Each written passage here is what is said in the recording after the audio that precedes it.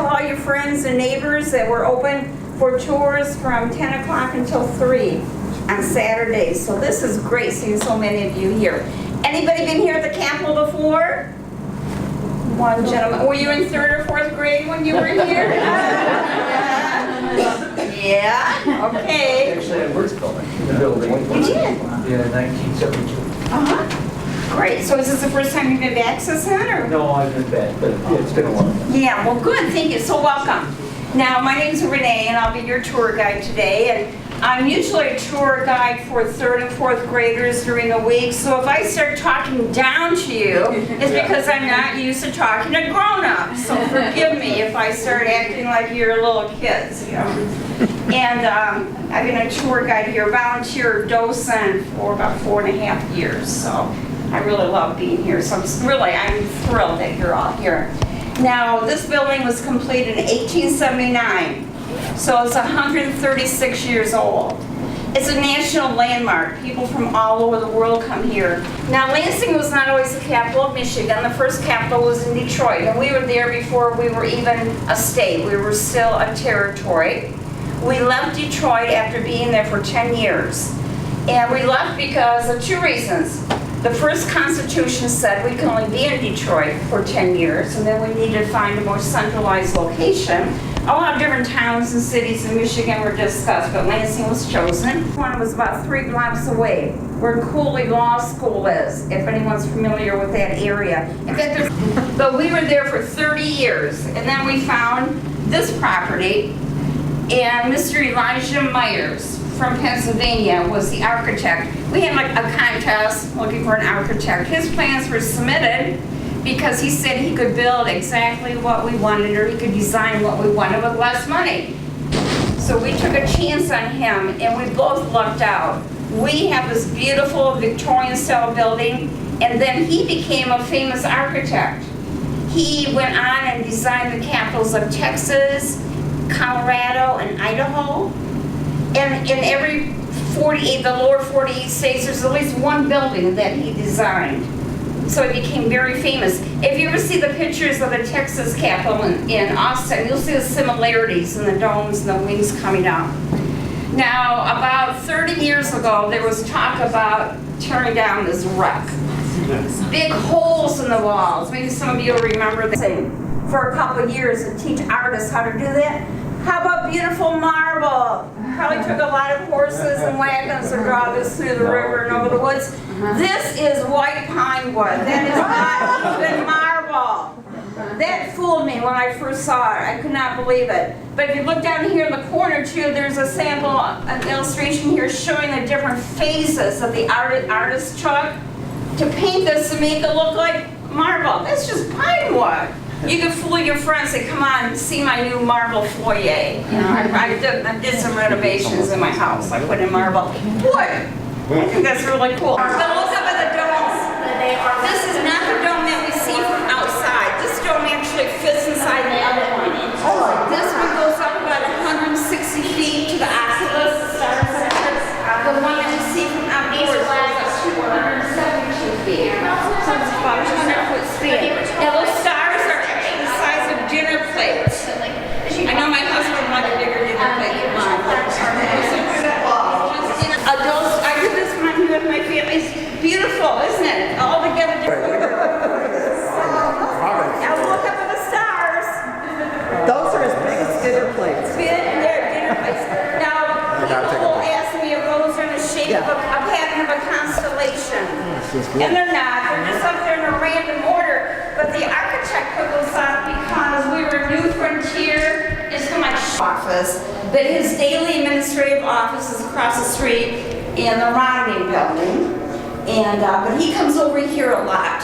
And it's great if he happens to come out of his office when little school kids are here, or even older kids like you. He would come out and talk to you, stop and talk to you, very personable. He's not here, but he left me a key. So you're going to have an opportunity to look into his office. I'm going to go around and open the door. Now, not everybody has the opportunity to see his office. So luckily, you're going to, because of being here on Saturday, I'm going to go around and open the door, and I'm going to tell you some things about the office, and then the people in front will go over here and stand to the right under the chandelier, and then the other people can come forward so everybody will have conservators from the Detroit Institute of Arts here, and they clean the ceiling with little brushes about the size of Q-tips. Oh my. They cleaned every little bit of that, but the original paint, I like all the detail around the perimeter. I think it's just so beautiful. Real gold leaf above the chandelier. That is not the original chandelier, but it's the kind that would have hung in here. But original furniture in here. We have a beautiful corner table over in the corner. Beautiful credenza straight ahead. And then when you come to the front, look at the beautiful sideboard over here to the left. All built in the late 1800s. All carved with some trout and turtle. If I were to open the doors, inside it's all painted. So, I mean, there's like a pheasant door hinges, and also, as I pointed out downstairs, on the doorknobs. Okay, children in front. Step to your left. That would be to your left. Photography is fine. Take pictures. There's no pictures of the docent. Too late. Got that.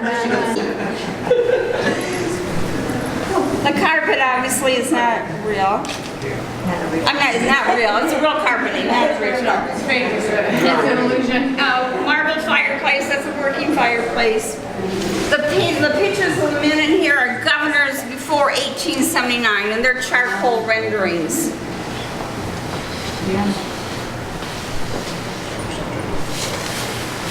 And all the lighting in here is soft. We try to have it resemble what it would have looked like when it was gas. And we're grandfathered in. We don't have to change all the light bulbs for all the high efficiency ones. We may keep regular old light bulbs.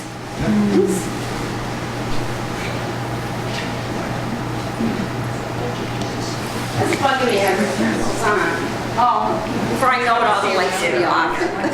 One of those, What's on the outside?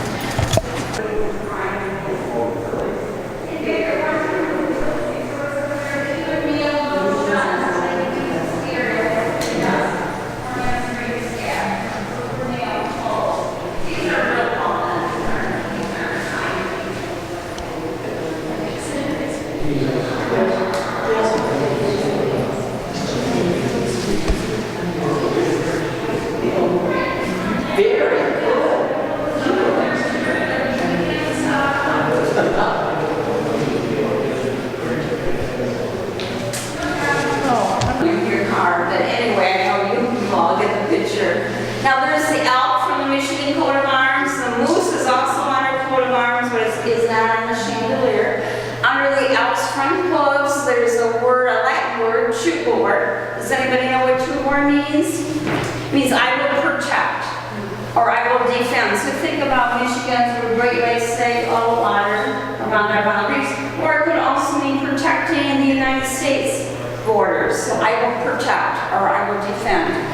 Now the floor in here, these tiles are original from 1879. They were imported from a quarry in Vermont. You can never get any more. The quarry's closed. Black ones are carbonized limestone, and the white ones are marble. But if you look in the black ones, you might see some fossils, green animals. This is a large fossil. Our governor does the State of the State address in January, which is broadcast on TV. Now look straight ahead at the big chair and the wooden desk down there. That's called a rostrum. Nobody sits in that big chair, just kind of traditional from the old British times. Actually, our lieutenant governor sits in it when the governor does the State of the State address in January, but otherwise he doesn't sit in it. Nobody sits in it.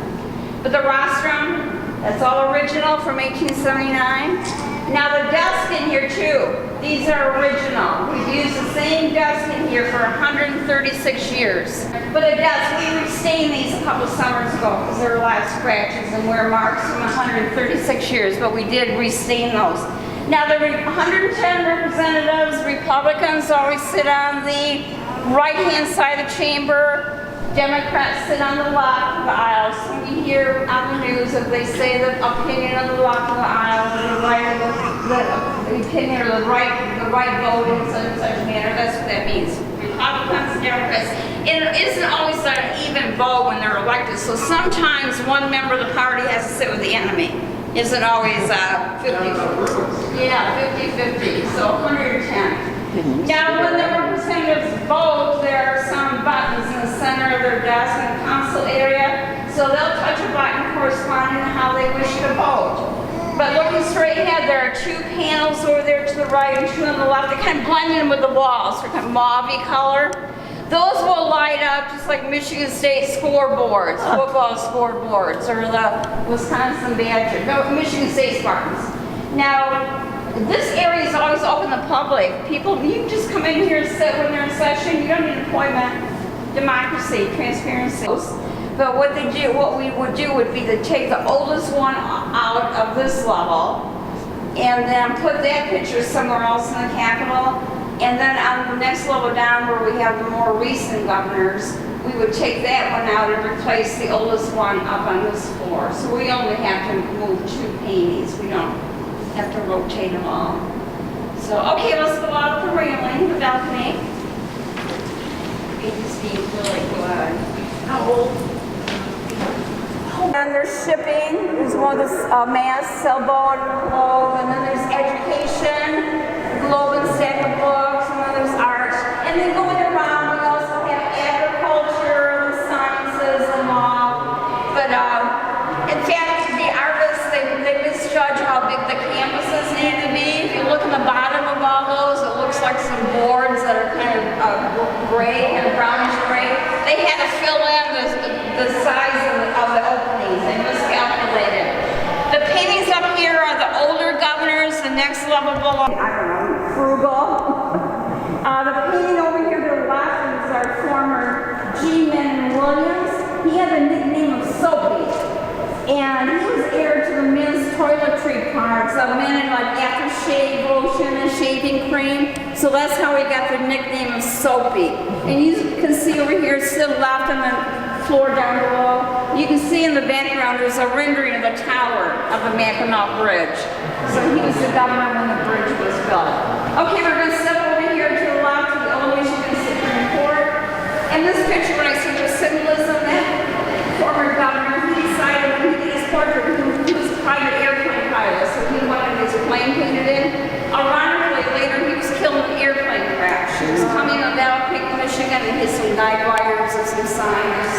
Michigan Supreme Court meets in our Michigan Hall of Justice, which is about 10 minutes from here. So the Supreme Court is, you know, I didn't know you may go in the Supreme Court and listen to the hearings and trials. It's open to the public.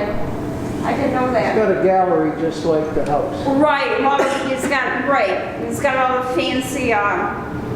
It has mahogany or some fancy imported wood, and I've had a chance to go over there. But it's really beautiful. But it's a great opportunity.